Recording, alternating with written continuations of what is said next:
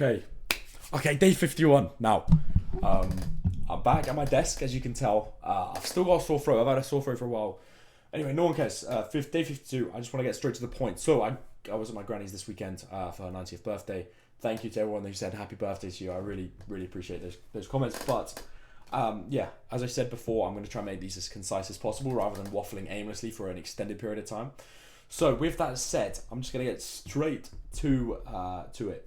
So, obviously, it's Sunday night, and yeah, I was away this weekend at my granny's house, and obviously had a few moments with her at the table, or just in general by myself. And I asked her a question. I was like, if there was one thing you regret not doing in your life, what was it? And of course, if you ask a relatively old person this, you can take wisdom from it, because you're like, okay, I don't want to make that same mistake. Now, I've asked this question in the past to another person, and he basically said exactly the same answer. But the answer was, I regret not making more of a difference. Like, I regret not doing more to benefit the world. I regret not doing, kind of just, you know what I mean, just kind of regret not, put my microphone closer, regret not making the most of your time on this earth, and just try, like, obviously she kind of made the most of it, but there was more things that everyone's got, like, goals when they're younger. They want to be an astronaut, they want to do this thing, they want to do that thing, but everyone kind of gets complacent and lazy. They just kind of like hit their way through life because they don't want to do the hard things. Basically, simply put, it's that. So, but then she went on to say, is I've come to realize that I have, but just on a much smaller scale, which is good, right? Of course, but now, no kind of slate to my granny, but I think the reason that people don't do what they could have done is due to the fact that they don't see instant kind of like results. It's like a long process. If you want to achieve something big, you've got to just go through it for a long period of time. Now, it's the same kind of idea with this series. It's the same kind of idea of everything, right? But yeah, I mean, she's helped out certain people in their life. She's made a difference to the planet. She's come onto the planet, and the world would be, even if it's a minor thing, the world would be a worse place if she wasn't born. That's what she's kind of getting at.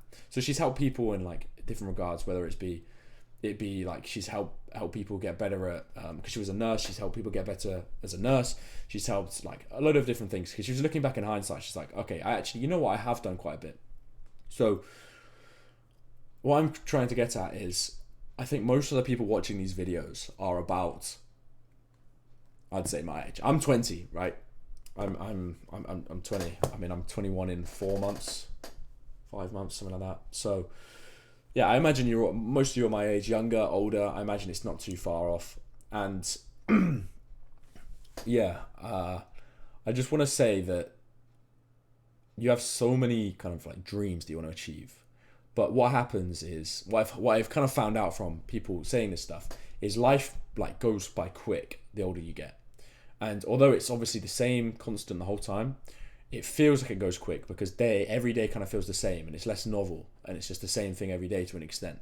So, well, I mean, obviously live life and do as many different experiences as you can, but understand that life goes quick. I mean, I'm on day 50 of this challenge, and it feels like I've been doing it for like a week. It's quick. So yeah, I mean, kind of, it's all comes down to using your time intentionally again. But realize that one day you're going to be even 25, right? 5 years down the line from my age, I'm going to be 25. I'm going to look back at the last 5 years. I'm either going to look back and like, shit, I should have done more. Why did I waste the last 5 years of my life? Why did I waste it like procrastinating, or making sure everything's perfect, being a perfectionist, or realizing what the problem is, and realizing like just, yeah, what the issue is. And I think that issue that you look at 5 years in the future, you can kind of pinpoint now, but because you're not sitting there and regret, you're like, okay, it's okay if I miss one more day. Oh, it's okay if I miss one more day. And it just kind of continues like that. So what I would say is, if you can pinpoint what the problems are, like whether it be perfectionism, whether it be the fact that you're introverted and you're not very confident talking in front of a camera, or talking to people on calls, or just putting yourself out there, maybe that's holding you back. Maybe you wanted to be a YouTuber, but you're too scared to upload videos, you didn't know what people would think of you. you get 5 years down the line and you look back at what you could have done 5 years ago and started 5 years ago. Because if you stick at something for 5 years, you're going to get a fucking long way. Regardless of whether you get success or not, which you most likely will get a bit of a success if you're doing it for 5 years relentlessly. But you look back in 5 years, and you were like, shit, I could have started this 5 years ago. I would have had so much success. I would have learned so much. And also, I wouldn't have wasted 5 years of my life. And you get to a point, I kind of realized this. That's why I'm kind of recording this series, because I was kind of scared of putting myself out there in regards to like self-help or business or whatever on YouTube and TikTok and whatever. But I was like, you know what? We're gonna die one day anyway. No one's gonna remember what we do anyway. You know? I mean, the Queen literally died like last year, and of course we still know who the Queen is. We still remember her, but not many people are gonna. Obviously, she's gonna come up in conversation here and there. But like, when was the last time you thought about the Queen? You know? Not much. So even with some of the legacy of that, she's in charge of like hundreds of different nations at one point. She's the Queen of England, one of the most famous people in the world, and she's still kind of obviously she's not fully forgotten, of course, but people start forgetting. People get focused on their own lives. They don't care about what you're doing. They're focused on what they're doing. So everyone feels like the spotlight's on them, and I think you need to just kind of realize that it's not, and just do things and not give a fuck what other people think, and just do it. Because the fact that I'm putting my face on YouTube or I upload a TikTok of me talking to a camera, like, yeah, it might be embarrassing at the time, but you look back in 10 years, most likely you're going to be happy that you uploaded that, and the fact that you got over that initial fear. And second of all, you're just going to, I think, realize that you just didn't waste your time, and you didn't like just go through life like, yeah, I'll do it tomorrow. You just fucking went for it, because as big as it may seem in your head, it's not a big fucking deal. Like even calls, like cold calling, that's one of the most like tough things to do when you've never done it before, because you don't know what to expect. You're talking to someone completely random on the phone. You're trying to sell them something. You're trying to persuade them to buy something. So obviously you're going to be like have a load of procrastination for it. But say after you've done a few, you've got over that fear, and also your future self will thank you. You've got to think about like what your future self's going to think of you. If you get to 70, 80, my granny it was her 90th birthday. You get to 90 and you look back on yourself. You're like, okay, so when I was 20, there was all these things I wanted to do. I wanted to get enough money to provide for people. I wanted to live a happy life. I wanted to live under my own kind of schedule. I wanted to do this. I wanted to do this. I wanted to do this. Whatever it is. But I didn't do it because I was too complacent. I was in my comfort zone. I could play Fortnite every day, and nothing bad was going to happen. Yes, I might not have as much money. Yes, I may not be able to do as good, as nice things. But this, like, nothing's going to happen to you. You know, nothing's gonna happen. For most people, obviously you work a job, but people get complacent in that job. Like, yeah, I'm earning enough to pay rent now. Who cares? Like, yeah, I'll do it tomorrow. Oh yeah, I really want to be this person, but you know, it's tough. I'll do it tomorrow. You know, it's the same. I've had the same problem. So I'm speaking from experience, and I'm speaking from my dad's experience, because I don't want to speak bad of my dad, but I've looked at him from afar with the kind of like mindset that I have with like business and stuff from books I've read, whatever, and whatever I follow online. And his biggest flaw is he says that he's going to do something, but he doesn't do it. Like, obviously he does a lot of things. I don't want to talk about my dad. I probably shouldn't do this, right? But he says that he's going to do something, or he says, like, he watches like a Tony Robbins video and he gets like all this 3 a.m. motivation. But because it's not an ingrained habit and it's something going from 0 to 100, he's just like fucks it off the next day. Because there's no clear dead set goal of why you're doing what you're doing. And you're in too much of a comfort zone now. You're like living fine. I mean, you can pay for rent. You can pay to go on holiday now and then. You can pay for your car. Like, you get complacent. So unless you know what you're going for and why you're doing what you're doing, you're always going to fall back. So I think the best way, I mean, there's obviously a lot of ways to look at this. My chair is so squeaky, I'm sorry. To look back at it in hindsight and be like, okay, 10 years down the line, my future self looks back at what I'm doing at the moment in my life. Is he going to be content with it, or am I going to look back at it as in regret? That's what you got to ask yourself, because just take it from older people. They all give me the same answer. I've asked like 3 people the same question, because I play tennis, so I kind of converse with older people quite a bit sometimes. And I say, what's one regret that you would give? And I think the guy that I remember asking a while back was, it was something along the lines of, I regret not doing more to my goals. I regret. There was two answers he gave me. I regret not doing more to my goals, and I regret I regret not getting with as many girls when I was younger. That's dead straight. That's what he said. So take it as you will. I mean, you could see it as like maybe that's a kind of like naive kind of perspective, but I mean, it's a dodgy answer, whatever. But it's the same kind of thing. I regret not doing more with my time because they're so complacent in your current situation that you don't actually go and do stuff. And you don't want to do the hard things because you're like, yeah, I can do it tomorrow. Here, like, if I play Fortnite all day, what's going to happen? Nothing. But if it keeps continuing every day, you're just going to be like, what the fuck am I doing? And you're just going to fall off and look back at yourself and be like, yeah, shit, I've just wasted 5 years of my life, 10 years of my life. And even when the sorry, I feel like I'm going on the same point. Even when you get to the same, you get to the point where you do start taking action, you're going to look back at yourself like, why didn't I start this 5 years ago? You know? It's the same kind of idea. I've seen so many people say the same thing. Like, what if I was doing this 5 years ago? Where would I be now? You know. So try your best to start now. And I know it's not going to be easy for everyone, but if you can start small and just keep it consistent, you're going to be so much further ahead than like 99% of people. Because people get that 3 a.m. motivation. 99% of people just in general, they get that 3 a.m. motivation. Yeah, I'm going to turn my life around.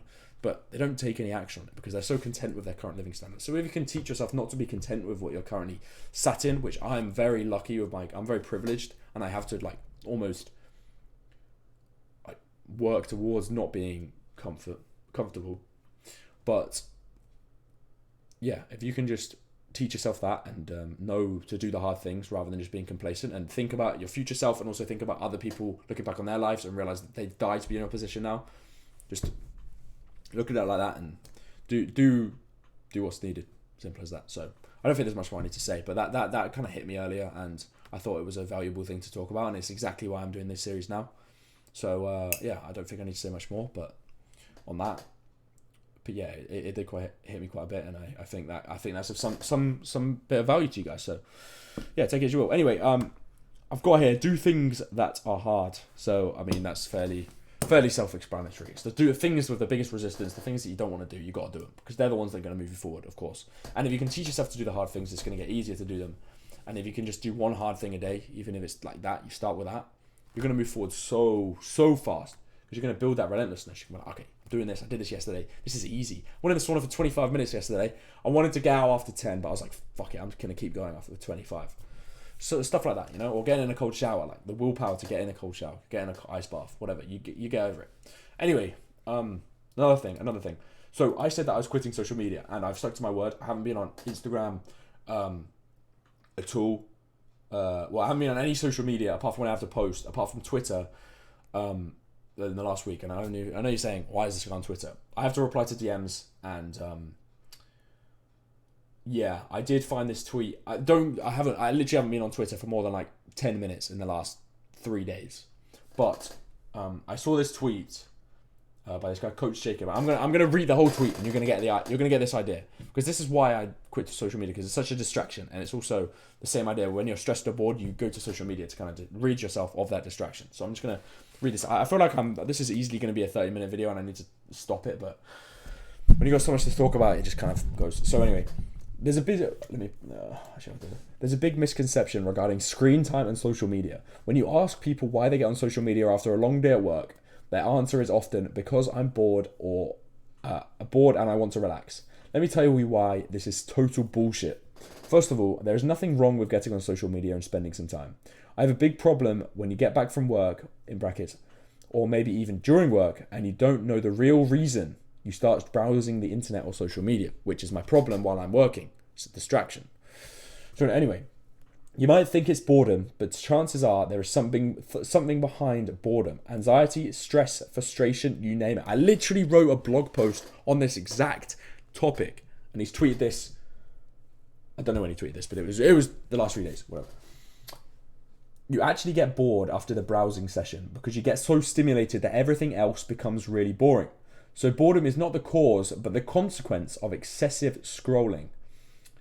You also talk about relaxation, right? Well, I would call it distraction. My question is, what are you distracting yourself from? Do you see where I'm going? You say you want to relax, but in reality, you just want to distract yourself. You say it's boredom, but in reality, it could be a combo of anxiety, frustration, procrastination, etc. So the real question the real question to answer would be the following: what are you escaping from, and what is bothering you? I know you have big goals and dreams. I know you want to be an example for your family. I know that deep down you're not okay with the situation. You might feel it's normal because your surroundings make you think so, in brackets, friends, colleagues, perhaps even family. However, you know that you're operating at 20% of your potential. And the first step is answering those questions. They might be a bit uncomfortable, but I will help you with that if you need, my brother or sister. God bless. So I basically wrote, I think that's fairly self-explanatory. I'm not going to explain it to you because you get it. But I wrote a blog on this exact same topic before I even saw this tweet. I don't know when it was. It was a few weeks.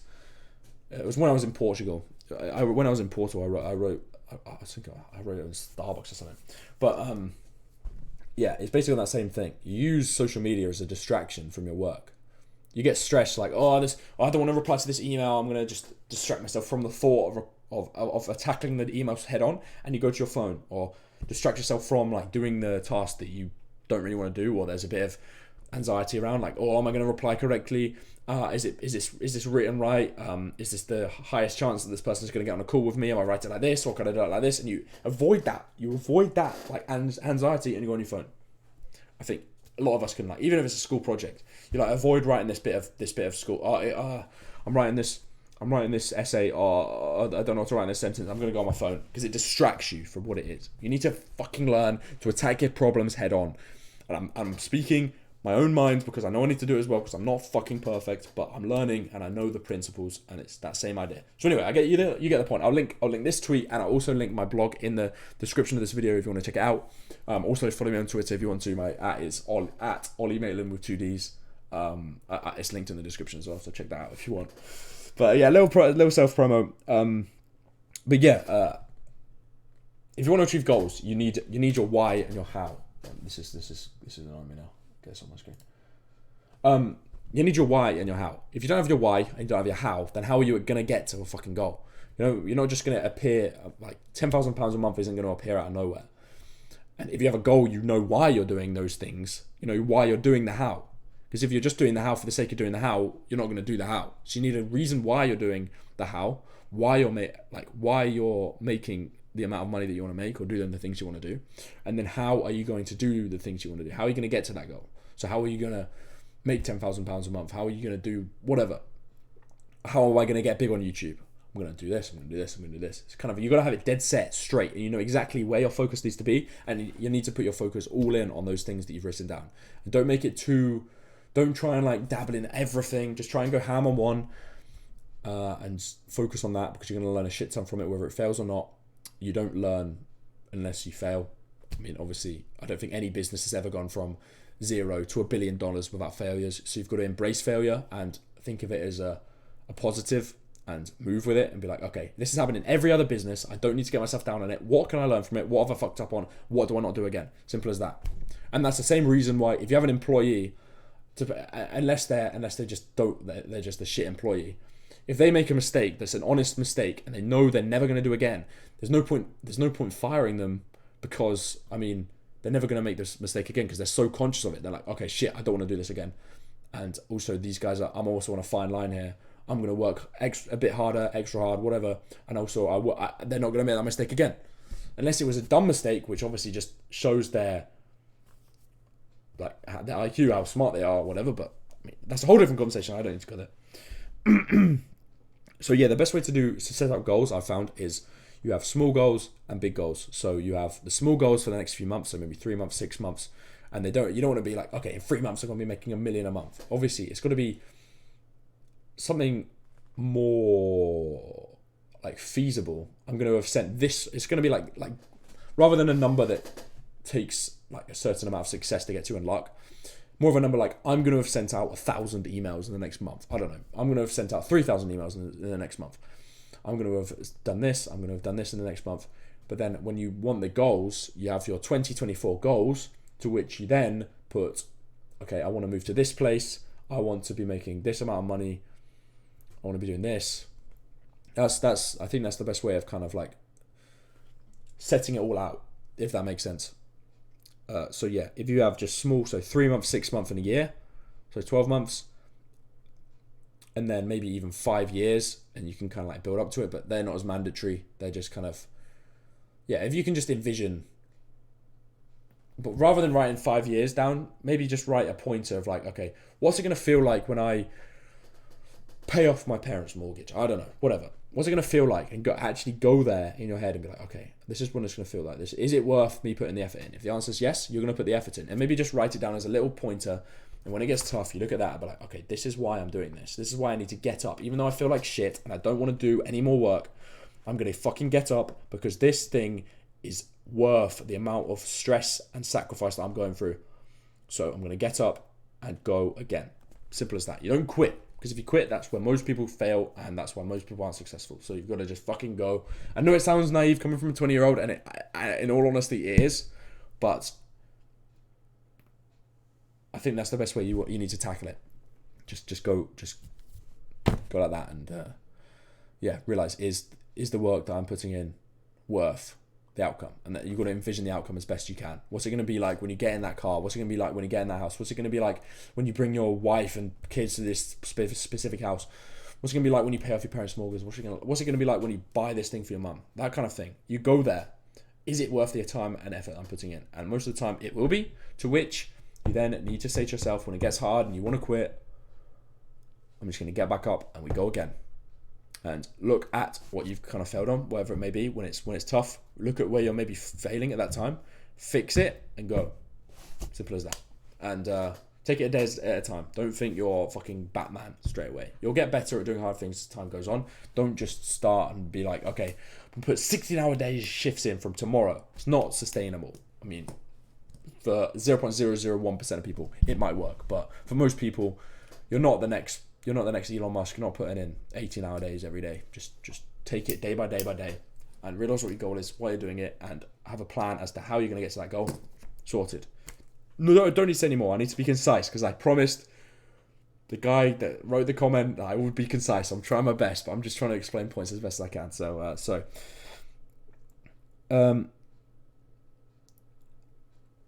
yeah, the last thing I'll say is, I don't really need to say this in this video, but it's on my list, so I'm going to. When you start the new year, everyone says they're going to start going to the gym, they're going to do this, they're going to work on this, they're going to do 30 press-ups a day, 50 press-ups a day, whatever it is, right? They're going to go on runs every day. Because you haven't built that identity into yourself that you're a runner, or you go to the gym and you're just going from 0 to 100, everyone just quits because they also haven't got a reason as to why they're doing that thing. Like, I want to lose weight. Okay, but that's it. I want to lose weight. Why are you losing weight? Because I want to look better. Okay, why do you want to look better? Because I want to look better for other people.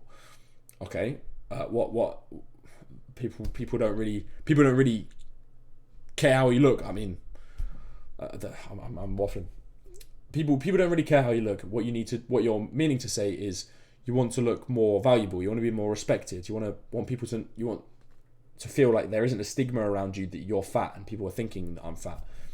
There's all these different anxieties that you want to kind of get over, as opposed to just losing weight. There's a reason why you're losing weight. There's a reason why you want to lose weight. There's a reason why I want to go in the gym, because I want to lose body fat percentage and gain muscle. That's why I'm going to the gym. I mean, you look at my arms. I'm not exactly built like The Rock, but give me 2. No, not 2 weeks. Give me a few months, and we'll see. But yeah, you need a reason as to why you're doing what you're doing. And then when you see that reason, you'll be like, okay, this is why I'm going to the gym every day. This is why I'm doing this.